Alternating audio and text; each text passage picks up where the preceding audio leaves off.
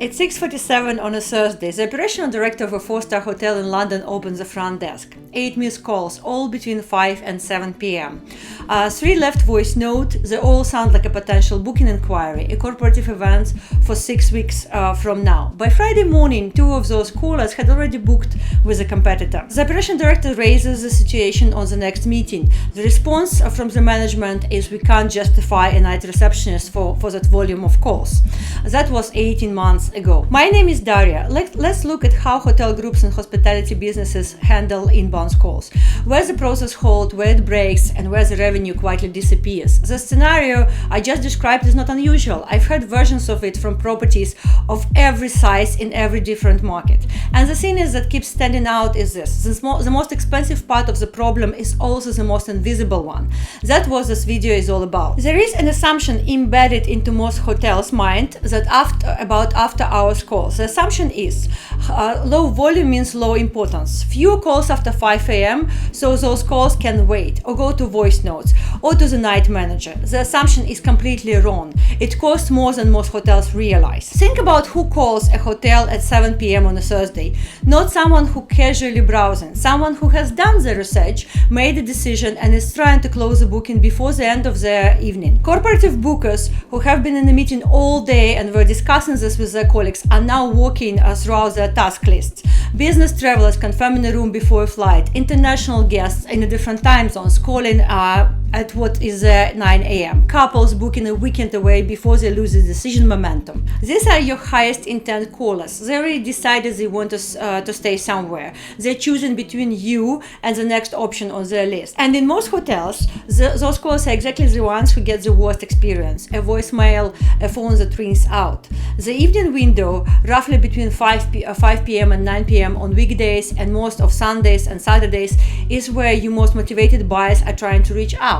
And in most properties is the window with the least coverage. Now there is a part that makes it generally hard to fix. A missed call leaves almost no trace in your data. A booking that comes through that exists in your PMS, in your revenue reports, it shows in your occupancy, in ADR, in everything you measure. A booking that didn't happen because no one answers the phone, that doesn't exist in any report. There is no line that says booking inquiry missed. There is no alert at 7 p.m. that flags a high volume call gone unanswered. The missed booking is simply absent, and absence is very, very easy to ignore. This is why most hotels teams generally don't know how many bookings they're losing this way. It's not that they're not paying attention, it's that the data is just missing. And then there is a voicemail question. A lot of properties feel covered because they have voicemail. The thinking is, if someone really wants to book, they will leave a message. But most callers, especially high-intent callers, don't leave voice notes. They close the tab, they call the next hotel, they go to booking.com. The intent that was there at 7:10 p.m. on a Thursday is most likely gone by 9 a.m. on a Monday when your team is back. The conversation rate on callbacks a day later is the most operation close to zero. The voicemail doesn't catch the booking. It catches a message occasionally and then usually loses the booking away. When someone raises this problem internally, and it does get raised, in a lot of hotels there are a few standard responses. None of them actually solve it. The first is voicemail. We have covered that. The second one is we have a nighttime manager. This is true, but a night manager is running the hotel, dealing with guest issues, maintenance, whatever comes up overnight. They are not sitting at their front desk waiting for inbound booking inquiries from cold leads. In practice, asking the night manager to also handle the night booking calls is a staffing model that doesn't hold under any real volume and pressure. The third response, and this is quietly very expensive, the online travel agencies handles it. It's technically correct. If someone can reach you directly, they go to booking.com or Expedia and find you there. The booking still happened. It even shows up on your data as a booking. But now you've paid 15 to 25% commission on a customer who was already trying to give you money directly, someone who called your number, didn't get through, and then went to a platform you pay to exist on. And in the meaningful scale, that is significant and very quite expensive, one that doesn't show up on a loss because it never looks as a loss. It just looks like an online agency booking. The fourth response, usually from finance team: we can't justify a full-time nighttime receptionist, and honestly, on a pure cost per head basis, that's often correct. A dedicated hire for this specific problem doesn't pencil out of the properties. So the hotels has four answers: voicemail, night manager, online booking agencies, and it's not economical to fix. And the bookings keep going to the one who answers their phone. At some point, someone has to actually calculate what is this costing. Let's do a simple version of this. 120 rooms in the hotel. After hours window, let's say from 5 p.m. to the next morning. 8 to 12 inbound calls in that window per evening. Some will be existing customers, some will be operational, but a real portion, even conservatively, 4 to 6 are new booking inquiries. What's the average booking value? For a mid-market London property, you are looking at £150 per night minimum, and average stay 2.1 nights.